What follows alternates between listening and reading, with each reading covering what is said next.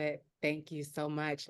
So I am thrilled and excited, Jeff, to introduce our wonderful colleague today, Darcy Weaver. So we understand and what we've heard from domestic educators that not being aware that AMAZE has international videos that can be utilized in our classrooms. And so Darcy is going to be sharing about how you all as educators can amplify AMAZE globally within your classroom. So it is my honor and privilege to introduce Darcy, and I am going to go ahead and read her bio. So a little bit about Darcy. Darcy has over 15 years of experience in technical assistant, project delivery, and scale up of domestic and global sexual and reproductive health education initiatives.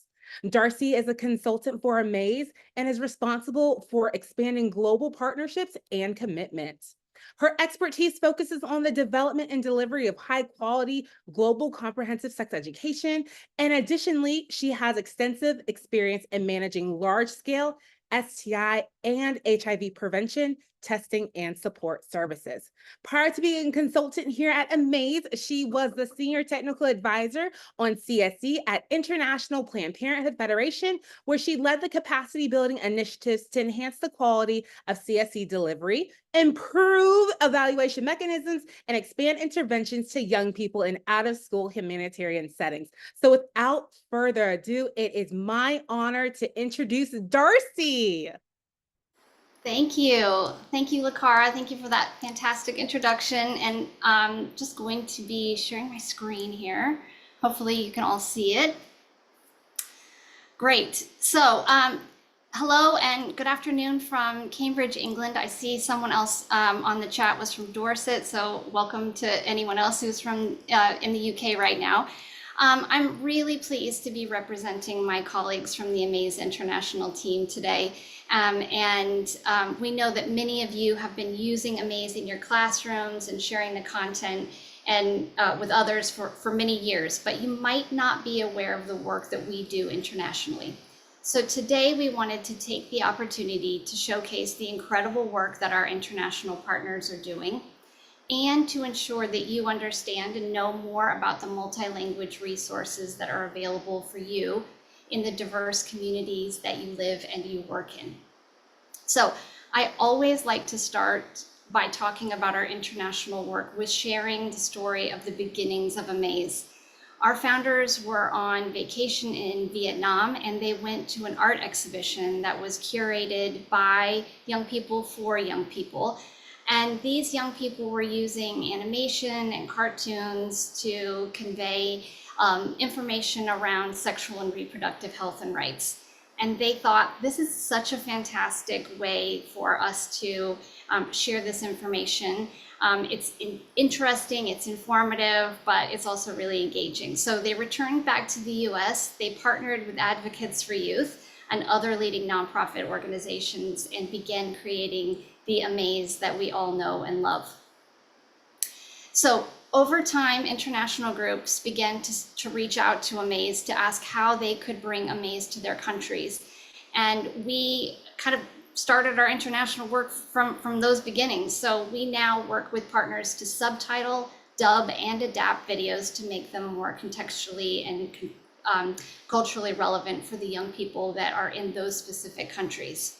We are completely led by our international partners. Our international partners tell us what their needs are, who they're working with, and our job as the international team is to help support them in their work. We now have AMAZE initiatives across the globe on all continents except Antarctica, but we joke that we're always working on that one. So, and really as a result of these incredible AMAZE international partnerships, we now have videos, over 1,000 internationally dubbed and adapted videos in 70 languages and dialects. And currently we have about 65 active international partners. So who do we work with internationally? Well, we have partnerships with UN bodies, including UNESCO, UNFPA, UNICEF, and UNAIDS, along with other leading nonprofit organizations and youth-led organizations. All of these groups are working in the reproductive health and rights space. In addition, we work with governments and ministries of health and sport and education to embed the videos. We also have doctors and nurses and community health workers who use AMAZE. We have tech firms who are creating cutting edge apps who are then embedding the videos into those apps. And we work with influencers and content creators and sometimes even with individual schools. So we have a three-pronged approach on how AMAZE content is developed. The first is that we have a group of experts from around the world who provide technical support. And they help us identify not only emerging topics, but they also make sure that the content is relevant to an international audience. From the international perspective, we are also informed by the UN's International Technical Guidance on Sexuality Education. Obviously, our domestic work is informed by regional and national frameworks, but we're focusing just on international today. And then finally, we are guided by a group of our incredible AMAZE youth ambassadors. These are young people ages 10 to 16. They help, again, provide direction and topics, emerging topics, but they also make sure that the videos are staying relevant and that the jokes are landing correctly. So yeah, they're really crucial to our work. As you may know, we have 3 different types of AMAZE videos, and all 3 types are really popular internationally. We have our standard AMAZE videos that most people are aware of, and our catalog is constantly growing as we release new content every 2 weeks. But we also have what we call Ask AMAZE videos, and these are videos that answer specific questions posed by young people. They tend to be slightly shorter than our normal videos, only because we're finding that the social media algorithms and platforms prefer shorter content. And then finally, we have our AMAZE Junior videos. These are videos for parents. And again, they are being used internationally. So I'm really excited to share how some of our partners are disseminating the videos online.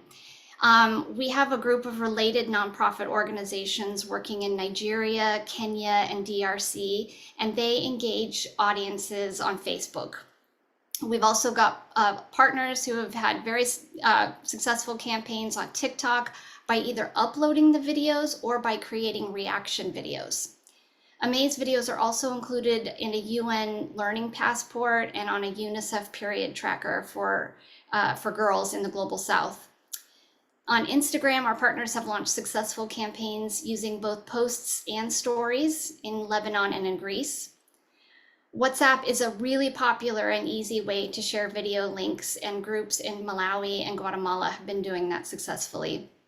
And then finally, our partners in the LAC region, as well as partners in DRC and Togo, have utilized the playlist feature on YouTube to reach large numbers of young people in those countries.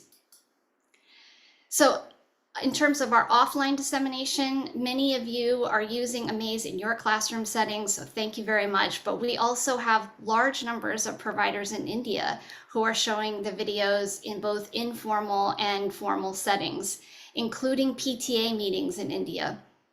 The videos are used by thousands of teachers in China in their annual teacher training on health education.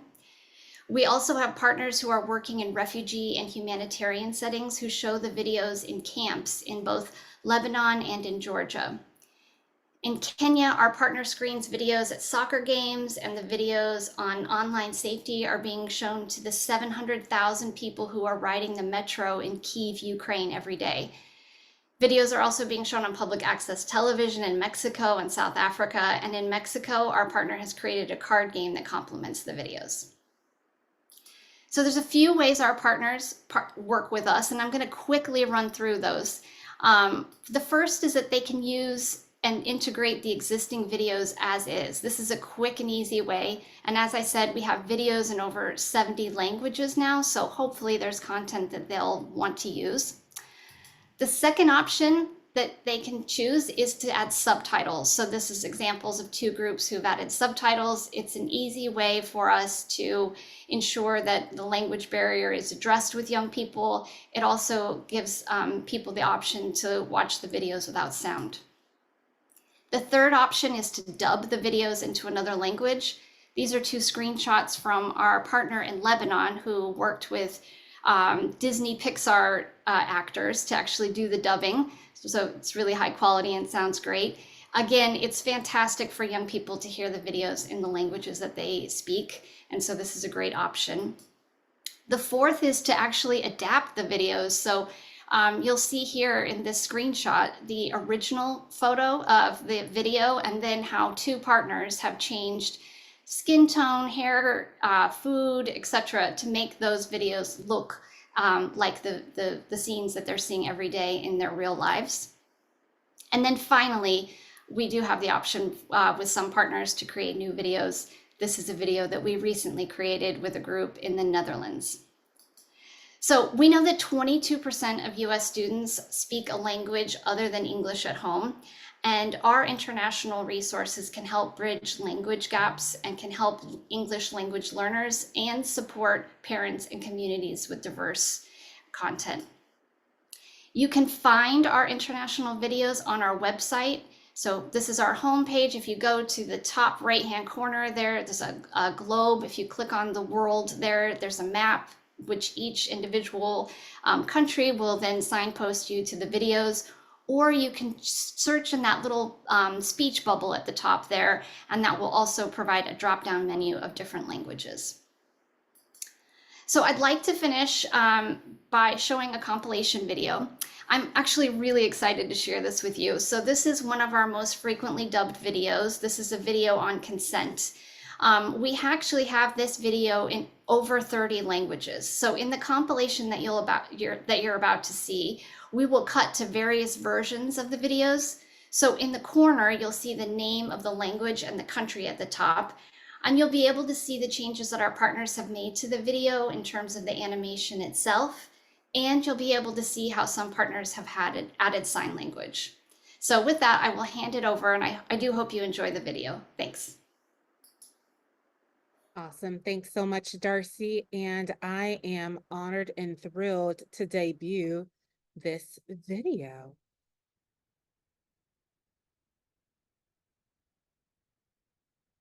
Oh, sure. That's a great idea. Angiqinisekanga uyibona ngingafuna ubukela izinto ezoyikisayo. Ako tanya dia dulu ya. Nicole! Oy, Nicole! Nood tayo ng Werewolf versus Zombie Vampire 6? Okay. She didn't say no. So, count us in. Sexual consent means that both people are actively willing to engage in a particular sexual behavior and express the consent by saying, yes, that's okay with me. فمثلا إن شخص وافق على المشاركة في ممارسة جنسية معينة مش معناه إنهم موافقين على المشاركة في ممارسات جنسية تانية. ប៉ុន្តែការដែលពួកគេព្រមព្រៀងនៅក្នុងការពាក់ព័ន្ធអាកប្បកិរិយាផ្លូវភេទណាមួយនោះមិនមែនមានន័យថាបុគ្គលនោះ Hii inamaanisha hata ukijiengage kwa sexual acts na mtu change their mind, you must stop and respect that person's wishes. 상대방도 원하거나 동의한다는 뜻은 아닙니다. তবে মাদকাগ্রস্ত কোনো ব্যক্তি আইনগতভাবে কোনো সম্মতি দিতে পারে না। yin mu'amala ta saduwa da mutumin da baya cikin hayyacinsa ko hayyacinta wannan ba komai bane fyace. Si te han violado o agredido sexualmente, debes saber que esto no es culpa tuya. Es importante que hables con un adulto en quien puedas confiar y le cuentes lo que sucedió. 发生了什么？好吧，好吧，我想下次我们会看《爱在空中3》。 N'oublie pas de visiter mon site amaze.org ou ma chaîne YouTube pour voir plus de vidéos. Au revoir!